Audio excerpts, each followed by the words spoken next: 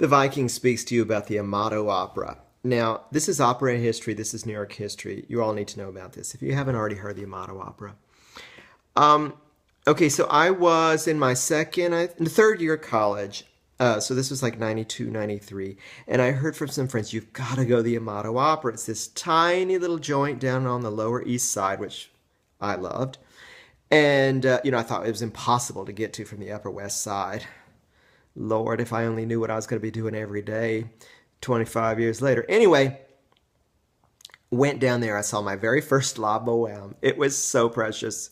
By precious, I mean the stage was so tiny. It was like being in a living room with them. There was like only 100 seats, small reduced orchestra, but the singing was so good. And they poured their heart into it. Now, by average casting standards, these people would never be hired for these parts. The tenor was overweight. The Musetta was probably 65, but she still sounded really good. And the Mimi was so wonderful. Anyway, I cried. Everybody cried. It was cold in there. It was kind of like being in a garage, to tell you the truth. Little chandeliers and everything. Anyway, so I filed for future reference. You know about how to do that? Anyway. When I got out of undergrad, I decided I was going to, I needed a lot of jobs because I needed to pay rent. My rent was only like $250. Those were the days. But anyway, so I said, I'm going to work for the Amato Opera. I'm going to learn. So I went down there in a suit, auditioned for Tony. It's this little tiny, he's shorter than I am, Italian man who was like an operatic slave driver, conductor, ringleader, director, lighting design. I mean, the guy could do it all. He and his wife, Sally, whom I also knew. Sally. What was her name? Serafina Bellantonio. Sally Bell. Anyway, so I played for him. I sight read for him. Audition went well. He explained how things went, and he goes, now, I'm going to tell you. I can't do his voice.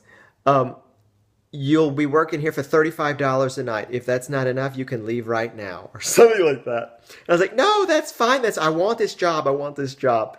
So I proceeded to work for this man who I'm still convinced is one of the smartest people I've ever met. I get overwhelmed thinking about him because I was so fortunate to have this man in my education.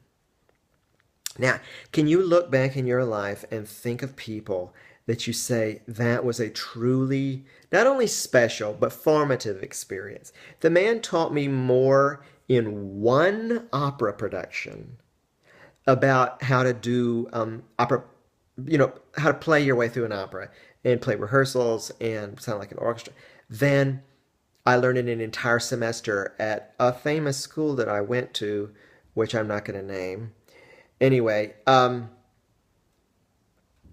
so I proceeded to play 5 different operas for him, 6 different operas for him, and several different scenes programs, a lot of different rehearsals, a lot of chorus rehearsals.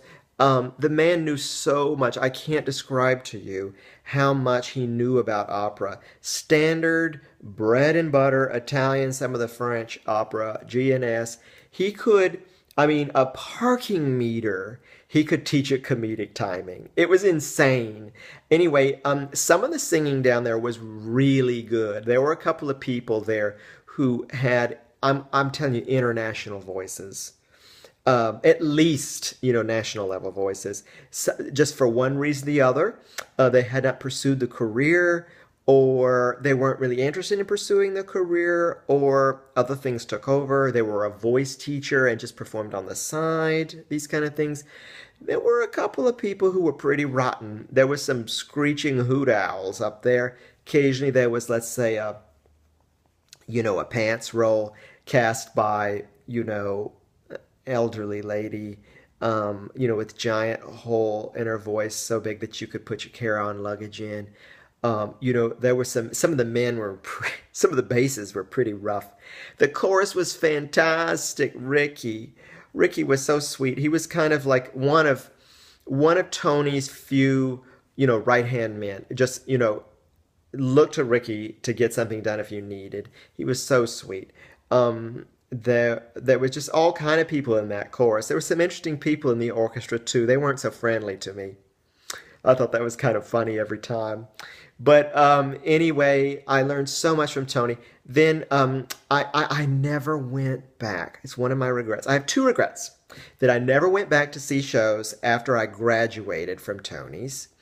My other regret is that I never conducted down there. See, I just played the piano, learned operas, but I wasn't ready to conduct. He offered me Marriage of Figaro one time, which would have been perfect. But I'll tell you a funny story.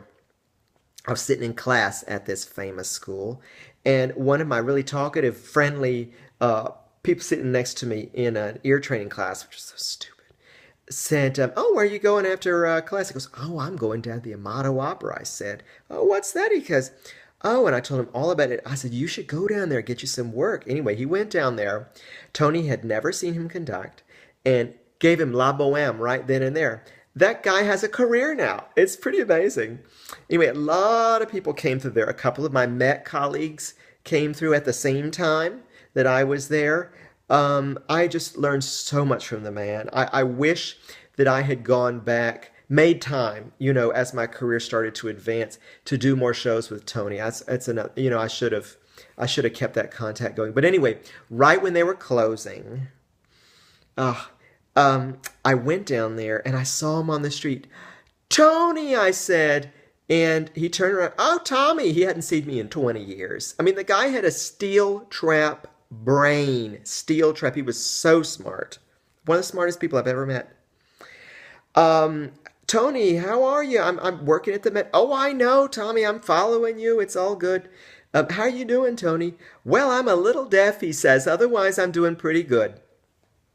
They closed the theater. He died like within a year and a half or something. But not without publishing his autobiography, which I have read. You have got to read Tony Amato's autobiography. I've underlined that thing. It's just full of fabulous information. Just stuff you need to know if you're in opera, want to go into conducting or playing piano or directing, singing, costume. The book is fabulous. Anyway, I'm not going to say he comes to me in a dream or visions or something, but he speaks to me. And I know that he speaks to other people who were involved with his magnificent, I get overwhelmed, his magnificent operatic endeavor. It was a family. I was lucky to be part of his family. Tony, Maestro Tony. And Sally, love you too. Bye.